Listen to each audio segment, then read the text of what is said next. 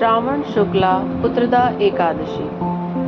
युधिष्ठिर बोले, हे मधुसूदन, श्रावण शुक्ल पक्ष की एकादशी का क्या नाम है? सो कृपा करके मुझसे कहिए। श्री कृष्ण बोले, हे राजन, प्राचीन समय में महिष्मतिपुरी में महिजित नाम का राजा राज्य करता था। इसके पुत्र नहीं था, इससे उसको राज्य से सुख नहीं मिलता था। बिना पुत्र के इस लोक और परलोक में सुख नहीं है। पुत्र की प्राप्ति के लिए उपाय करते हुए उस राजा का बहुत समय बीत गया, परंतु पुत्र उत्पन्न नहीं हुआ। अपनी वृद्ध अवस्था को देखकर राजा को बहुत चिंता हुई। सभा में बैठकर प्रजा से बोला, हे मनुष्यों, इस जन्म में मैंने कोई पाप नहीं किया। मैं सदैव धर्म के मार्ग पर तत्पर रहा हूँ। मेरे पुत्र क्यों नहीं हुआ, इसका विचार करो। ब्राह्मण और प्रजा इस बात को सुनकर आपस में विचार करके सघन वन में गए। वहाँ घोर तप करते हुए लोमश ऋषि को देखा। उनको देखकर सब प्रसन्न हुए और यथा योग्य नमस्कार किया।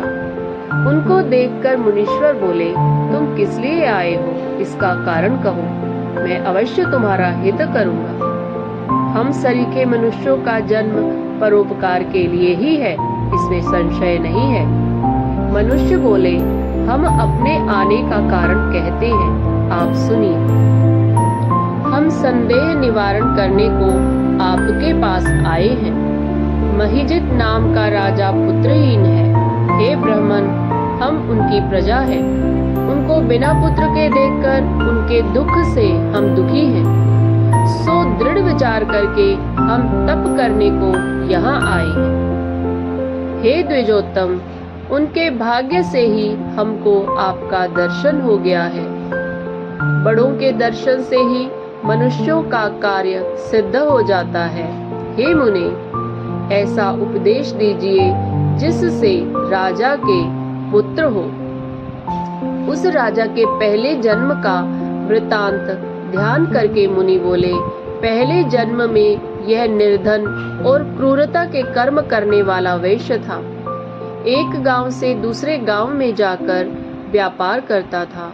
एक समय ज्येष्ठ मास के शुक्ल पक्ष में द्वादशी के दिन मध्याह्न के समय गांव की सीमा पर प्यास से व्याकुल हो गया। वह सुंदर जलाशय को देखकर जल पीने का विचार किया। वहां हाल की ब्याई गौ बछड़े समेत जल पीने को आई। उस वैश्य ने जल पीती हुई गौ को हटाकर जल पिया। उसी पाप से राजा पुत्रहीन हुआ। वे मनुष्य बोले, हे मुने, पुराणों में सुना जाता है कि पुण्य के प्रभाव से पाप दूर हो जाता है, इसलिए पुण्य का उपदेश दीजिए जिससे पाप का नाश हो और आपकी कृपा से इनके पुत्र हो।